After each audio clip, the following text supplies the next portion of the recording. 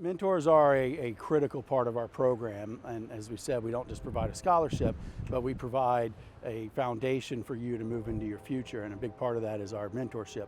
Each of our mentors is a volunteer attorney with the Bar Association. Some really go above and beyond, like Mary's mentor did.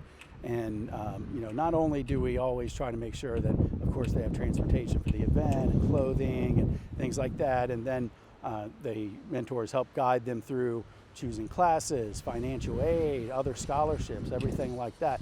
But then they really do, in many ways, become a friend and someone that they can reach out to and seek support and seek help and seek life advice, not just advice for school and for their education. So it really does provide them a partner for their future.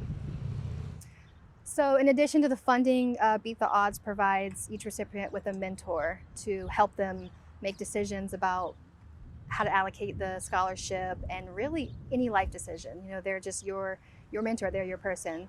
And I had a great mentor, and she helped me very much. And I also made other connections with the foundation, with the president of the foundation who gave me that first phone call.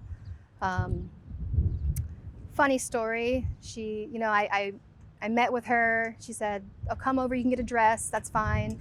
Got the dress. The next day I get a second phone call, and she asked me if I wanted to move in with her. And I was like, "Are you crazy? You don't know me." And I did it. I moved in because at the time, like I said, I was 18. I just signed myself out of foster care. I was sleeping on the couch of my boss, working for a company cleaning airports, sleeping on a couch. Had like one pair of shoes. I had nothing. And so I was like, might as well, go move in with this nice family. And they've been family ever since. And they've been instrumental in my success and my engagement with the foundation still. So the foundation paid for me to get my driver's license. This person drove me around the neighborhoods of their house, day and night, helping me get my hours to practice. I got signed up at Novo because I was able to take tutoring lessons to go to school. And this person drove me there every morning and made sure I made it to my class on time. And so I think what the foundation does a good job at is really providing support all around, and not just saying, here's your scholarship, there's definitely more support there. And for me, it has made, I probably would not be here today without the extra support that's been offered to me, the encouragement to go back to school.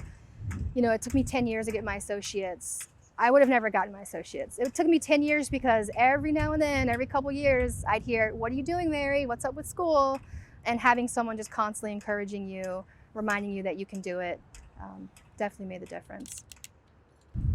I believe if I had better access to mental health resources as a young adolescent, that I would not have went down the path I went in my older years. When I began, in the court system, in the mental health system, I honestly hadn't experienced a lot of heavy trauma in my life. And I think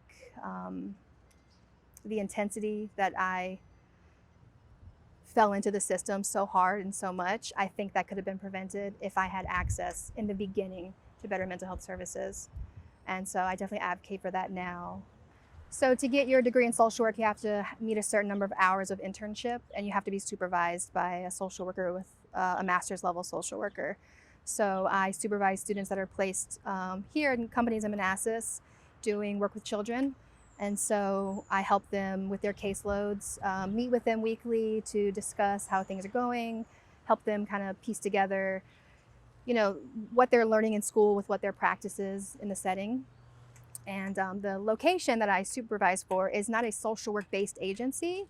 So it's really interesting being the social worker on staff to bring in that lens and kind of pull it back a little bit and give different perspectives and help my students see that as well.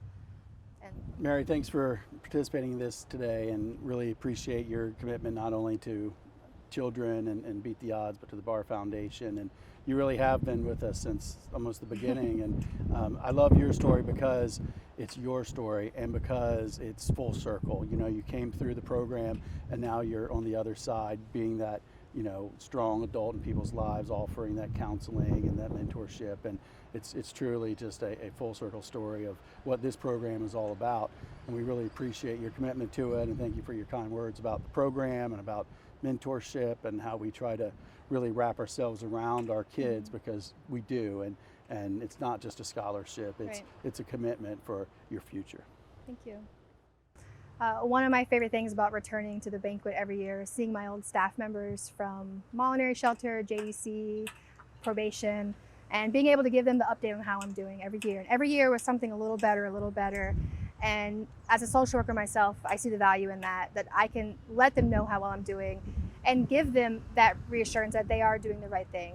I remember one of my staff members in JDC told me, we just plant the seeds and we just know you're going to grow. We don't get to see the flower, but I know that you're going to grow, and I'm just here to plant the seed. And so to be able to see someone and say, look, I'm here, I flowered, and give them that little boost so they can take that boost and then go back with their current kids and know that I'm doing the right thing and I got this. I really appreciate being able to give that to them, and hope that one day I can get that from kids I work with as well.